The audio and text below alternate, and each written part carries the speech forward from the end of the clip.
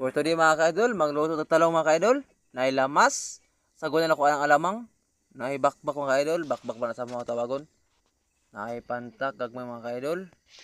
Naikutsilyo mo na mong gilaplap ano mga ka-idol. Gihinlo. Naiuwang. Upat masiro uwang mga ka-idol. Pero gagmay pa ka-idol kay. Pilar ko rin sulod sa buo mga ka-idol. Panalagma raman mga ka-idol. Naikayumang.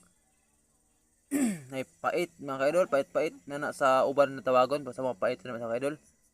Ay uwang.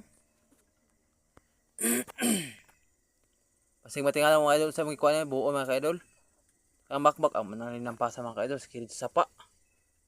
Kay lisoy magaling nay mga kuan karon mga ka-idol kurinti pero basig dakpat mga ka-idol. Kana na lang sa tong gamiton buo og manlampasan ang kilid sa sapa. Kay